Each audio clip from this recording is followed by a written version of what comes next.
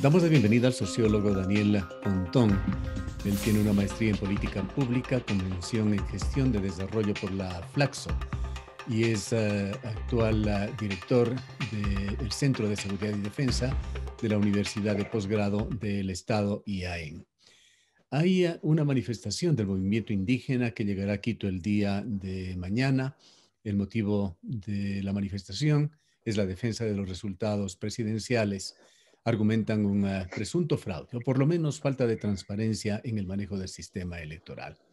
En todo caso, esta es aproximadamente la 30ª ocasión en que se realizan marchas y movilizaciones de este tipo por parte de las organizaciones indígenas y esto genera preocupaciones por los antecedentes que existen, particularmente los antecedentes de octubre del 2020. Quisiéramos conocer cómo mira usted la situación. A ver, creo que el momento en el país está en una situación bastante, yo diría, si uno creía que el panorama en el mes de enero era incierto, complejo, creo que nos enfrentamos a un panorama un poco más complejo, incierto y con un aditamiento más, que es bastante tensionante, ¿no? Bastante, digamos, eh, polarizante y eso habrá que leerlo en función de las cuestiones actuales, las venideras y las futuras, ¿no? Y eso es algo que realmente cabría incorporar en el análisis. Desde el momento actual creo que sí hay una serie de errores que se han cometido, sobre todo en el ámbito comunicacional por las autoridades del CNE, que de alguna otra forma fue el factor que detonó eso. Si uno se remonta 3 semanas atrás y nos preguntamos, digamos, podríamos llegar a un escenario como el que estamos viviendo en este momento, casi nadie hubiera pensado. Y eso está atribuido básicamente al tipo de campaña que vimos anteriormente, ¿no? Una campaña con una cantidad enorme digamos, de, de candidatos, y claro, 4 de ellos con márgenes interesantes en votación, y básicamente un empate técnico entre el primero, el segundo y el tercer lugar. O sea, nadie se hubiera imaginado que esto hubiera llegado a pasar. Sin embargo, ahí creo que el primer error que se comete es anticipar resultados y ganadores cuando la votación está muy, muy reñida, ¿no? Y eso obviamente eh, genera como digamos, pasiones, genera suspicacias y también todo lo que es pasiones y suspicacias genera mecanismos de movilidad social, ¿no? De alguna otra forma, las marchas que tiene el señor Pérez en este momento están articuladas a ese sentimiento, ¿no? Primero porque creo que desde el punto de vista del electorado hay un margen de cerca de 35% de electorado, si no es más. Habría que sumar el voto de los, digamos, 12 candidatos más que tuvieron márgenes muy pequeños. La gente evidentemente quiere a alguien nuevo en la política y eso es algo que es necesario recalcar. Ya que Pérez sale eso, la votación de él y Herba suma del 35%, si uno le suma otras candidaturas más, pueden llegar más del 40%. Y eso significa que 4 de cada 10 ecuatorianos quieren a alguien nuevo en la política, ¿ya?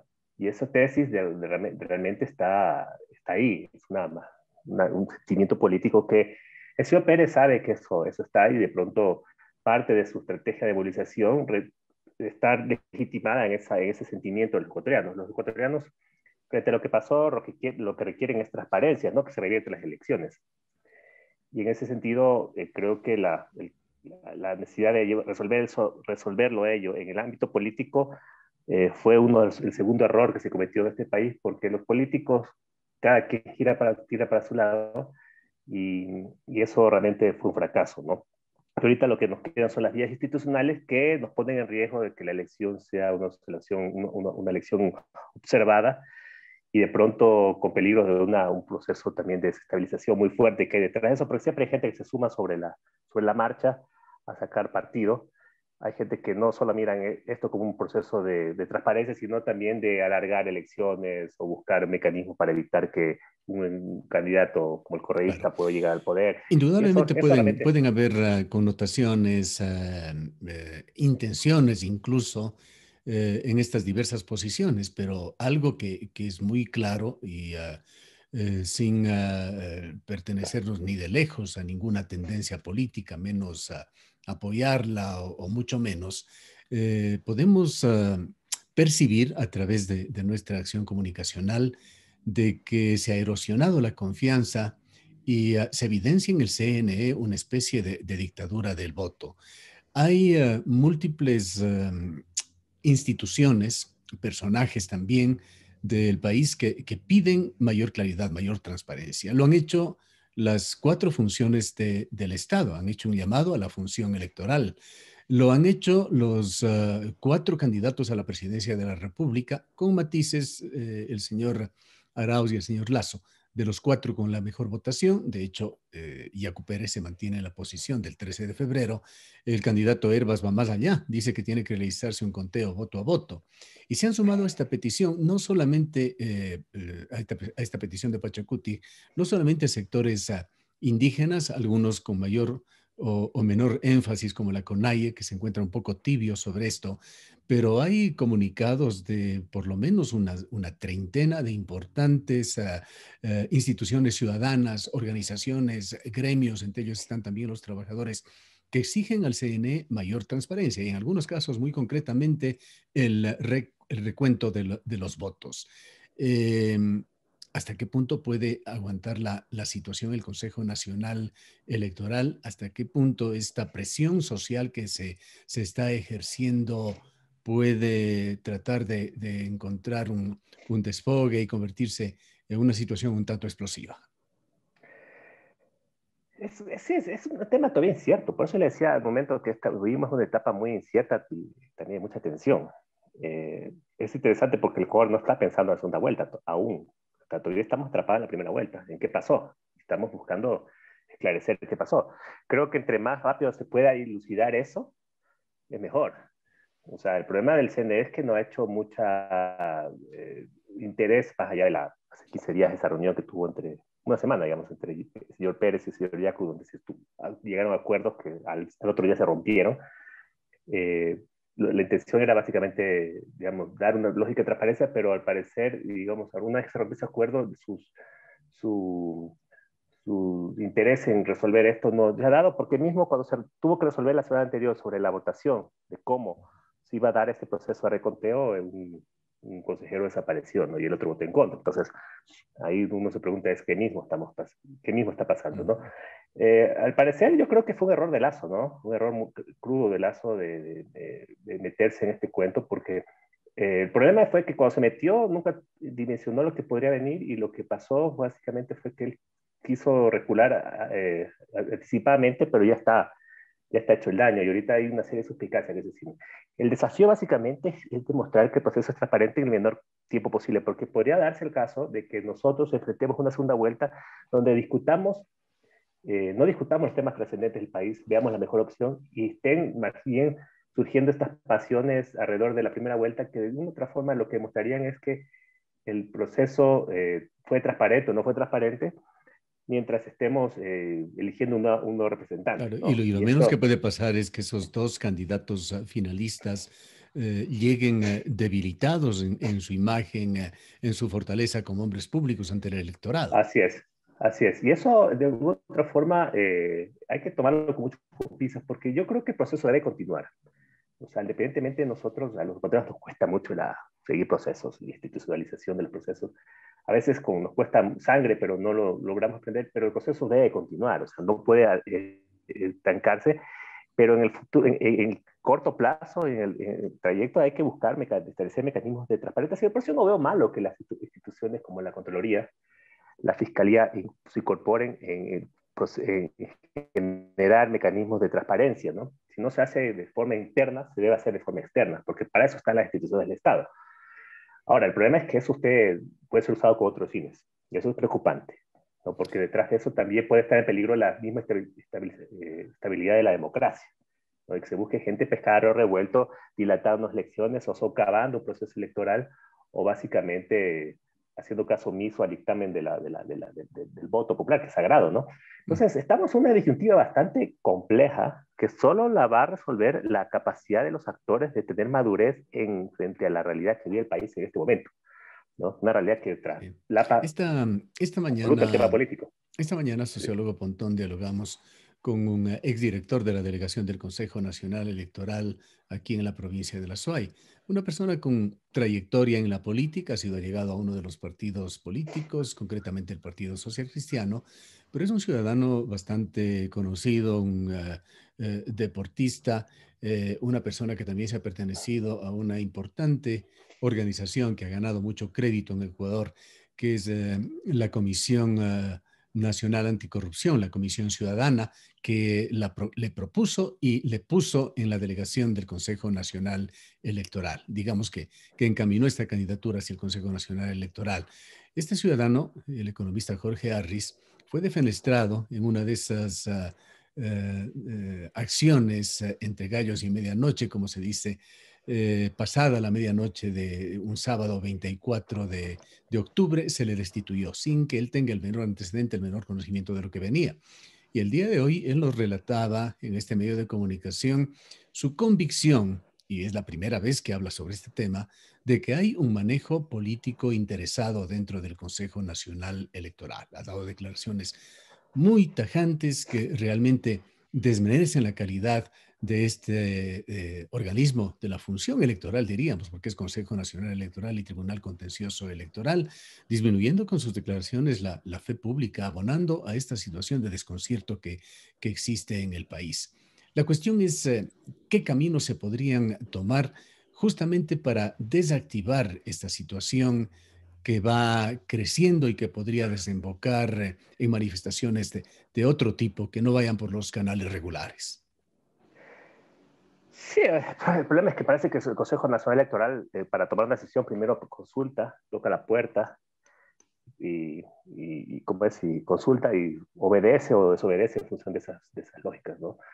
Y ese es uno de los grandes Sí, problemas que una tiene. de las preguntas que le hacíamos, ¿quiénes son los autores O intelectuales de sea, lo que está mire, pasando en el mire, Consejo mire lo que Nacional pasó. O sea, Electoral? Y yo desde el punto de vista, evidentemente para mí, dice él, para no comprometerse y no hacer acusaciones que tendría luego que demostrarlas, dice, bueno, vean en las redes sociales, allí se dan muchos nombres y es clarísimo quién está detrás de la señora Tamain, es clarísimo que está gente relacionada con el anterior presidente del Consejo Nacional Electoral, el señor Pozo, etcétera. Entonces está dando una serie de indicios sin concretar precisamente en nombres de los actuales actores que estarían detrás de esta situación. el problema es que vivimos, el 2018 vivimos un proceso de reinstitucionalización, ¿no? Donde el señor Trujillo diseñó una nueva arquitectura institucional y hay la composición política de las instituciones de control, en este caso las electorales, cambió, ¿no? No podemos pasar por romanticismo de que todo fue culpa del gobierno anterior, porque yo creo que son unos de los grandes daños y unas grandes miopías que vive el país, Uh -huh. más allá de ser contrerrista, anticorrista, creo que Ecuador debe superar esos traumas. Pero en todo caso, obviamente la lógica del CNE ha sido totalmente complaciente a las tensiones, a las coyunturas. El gobierno del Twitter, el gobierno de las redes sociales es un factor, pero básicamente eso siempre tiene que tener una lógica política detrás que lo respalda. No son de gratis, ¿no? Ahora, el problema que yo veo ahí es que nunca se dejó que el CNE actúe en función de lo que es su actividad rectora. O sea, el CNE articuló, puso en la mesa dos autores que acordaron, inclusive muchas hablaban de ilegalidad, no, no, cuestiones no muy legales, y ahí se acordaron cosas. Nunca se preguntó al CNE si que eso era legal. ¿Ya?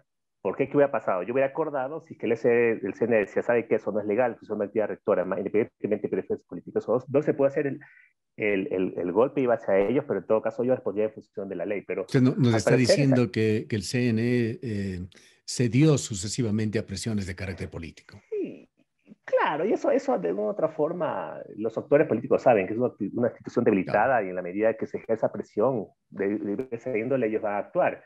Es una especie como de un marco a la deriva, ¿no? Uh -huh. Y las presiones vienen de todo lado y bueno, no sabe a dónde vamos a llegar, pero llegaremos a un buen puerto y eso dependerá mucho a veces de la Yeah. contingencia, de las mareas. Y estas Y mareas son las hablando en políticas, la ¿no? materia de lo que usted más conoce de la seguridad, ¿cómo desactivar esto que parece ser una bomba de tiempo? Vuelvo a reiterarle. ¿Qué hacer? ¿Qué pasos deberían darse para que las cosas tomen un curso más normal, diríamos, más acorde a un país que quiere vivir en democracia? A ver, ahorita claramente hay un conflicto y los conflictos se los resuelve. Pues si usted el conflicto no lo resuelve, deja un detonante nefasto, complejo, muy complejo para el país a futuro. El problema de los conflictos es que lo que ahorita parece de una cara, mañana parecerá de otra forma y uno diría, no, no tiene nada que ver una cosa con la otra, pero detrás hay una especie de problema de un conflicto no resuelto, lo cual carcome mucho la legitimidad de las instituciones. Lo que nosotros estamos haciendo es comprarnos un problema futuro. Por lo tanto, somos los mismos actores políticos, que también me incluyo, porque todos somos políticos en este caso, los llamados a resolver. En el tema de la seguridad se maneja mucho la teoría de la visión de la resolución de conflictos. Esa resolución de conflictos se realiza a través de, primero, una transformación de la actitud de los actores en función de intereses comunes. El interés común en este caso no debe ser solamente el interés partidario, el interés político del país, ¿no? Porque al final ellos son responsables de los designios de este país. Eh, y también un poco apostar a que sus visiones un poco quedan absorbidas en el marco de la institucionalidad. La institucionalidad en general del Estado, y mucho más en seguridad, lo que sirve es una forma de canalizar el conflicto social, o no, digamos, tomar el conflicto, procesarlo y poder dar respuestas adecuadas a los actores en función de sus expectativas y en función de también sus intereses, pero también en función del bien común, ¿no? Y en ese sentido me parece que el CNE tiene una misión fundamental en tener capacidad de procesar esta inconformidad, que no es pequeña en la población. Estamos hablando de 35-40% de la población que de alguna otra forma está muy expectante o tiene un mecanismo de frustración o expresa un sentimiento de frustración alrededor de las elecciones estas. El sentimiento de frustración, como le decía, puede detonar en cuestiones que son complejas, ¿no? Y hasta ese punto también los actores políticos saben eso. Eso también, Hay, porque hay una... hay, sociólogo Pontón, rupturas que se han dado en el camino, puntos de no retorno que dificulten esta posibilidad de regreso, de retorno a una situación más pacífica, más razonable, para encontrar mejores espacios de discusión, de debate en estos temas políticos, además tan importantes para el país. Ese es el problema, lo que le crece un poco la visión de futuro. Yo al principio le había dado que esto tiene efectos coyunturales de mediano y largo plazo. Veamos un poco más en el mediano y largo plazo. O sea, lo que eventualmente se puede resolver o se resolvería en este mes y medio sería un proceso electoral que de alguna otra forma se va a dar. Y Dios quiera que termine nombrando un presidente, que creo que el país también requiere de esa, refrescar la parte política. Pero en el mediano y largo plazo lo que se configura también es cómo se van a configurar las fuerzas políticas a futuro. Yo creo que también está jugado mucho de ello, ¿no? Y claramente el interés también del señor Pérez está articulado a ello. Él sabe que ahorita su ADN político cambió. O sea, el de ser una figura local, identificado con el sector indígena, que promueve la movilización, a ser un actor que tiene un peso importante, inclusive evidenciado en tener casi 30 asambleístas, ¿no? En la asamblea. Eso le da un peso importantísimo al señor Pérez, de capacidad articuladora. Entonces, de alguna otra forma, lo que se está haciendo aquí es definiendo la agenda política de los próximos 4 años, ¿no? Y la medida de que eso también puede ser leído desde ahí, de que ahorita, todo lo que se haga ahorita, servirá para abonar a generar esa agenda política, eh, es parte de lo que se está haciendo en este momento, porque los actores saben que si que no se moviliza actualmente, en el futuro van a sucumbir, y eso, de pronto al señor Pérez lo que le mueve, puede ser también que eso sea así, ¿no? Él sabe que ahorita es la segunda fuerza política del país, según votos de la Asamblea, sabe que prácticamente tuvo empate con el señor Lazo, en eventual caso que el señor Lazo llegue a la presidencia, creo que su situación va a ser muy complicada desde el punto de vista de la gobernabilidad, porque claramente va a quedar la estela de que es una candidatura que salió bajo, digamos, por los arreglos políticos de CNE y los actores políticos, y la posición de la Asamblea no es nada favorable, y el señor Yacu va a emerger como un líder de la oposición muy marcado. De una forma igual, tal vez un poco menor, el señor Arauz, ¿no? Porque creo que está un poco la ventaja, la situación es un poco distinta, pero naturalmente señor Arauz tendrá un gobierno muy complicado desde el punto de vista de política. La agenda de gobernanza del país a mediano plazo, a mediano y largo plazo va a ser muy complicada y es lo que se está dirimiendo en este momento. Ujú. Con el escenario actual y con estas previsiones que pueden variar sin duda hacia el futuro inmediato, ¿cómo mira usted lo que pueda suceder este día martes en Quito cuando la marcha indígena llegue a la capital? Yo no no sé, yo le he dado seguimiento normal a esto, no me he profundizado. Lo que he visto es que ya ha habido una especie de diferencias en el movimiento indígena. Al parecer, Ujú. los indígenas del centro del país, todo lo que maneja la obra del señor Isa, un poco se han desmarcado. Ahí tienen sus rencillas políticas, no sé, Claro, que está detrás de el ellos, sector argumentando el tema de la indígena está pandemia, pero dividido desde hace tiempos, así es, y se creo que evidencia eso de alguna más otra ahora. forma, desde el punto de vista de la geopolítica, digamos, ¿no? No es lo mismo movilizar gente del sur del país que del centro, ¿no? La Ujú. fuerza por la que llega eso es distinta. Y eso un poco lo va a debilitar. Yo lo que creo es que tanto el ambiente no va, o sea, a pesar que el señor Yaku, su fortaleza está en las calles, creo que de alguna otra forma ese recurso no está del todo claro Ujú. por la pandemia, por la fracturación del movimiento indígena y por los mismos, de hecho el Estado ecuatoriano también aprendió de control de manifestaciones, o sea, los mecanismos de inteligencia o de seguridad en el Estado ahorita están muy activados, o sea, hay toda una estrategia de limitar esto por el fenómeno de octubre, ¿no? Y eso realmente yo creo que un poco al señor Pérez, a lo que me equivoque, debilitaría mucho su propuesta de calentar las calles. Yo creo que más en el ámbito está la cuestión de la opinión pública, ¿no? Y el accionar que tienen las instituciones como la Contraloría de Fiscalía puede ser un elemento dirimente en este caso.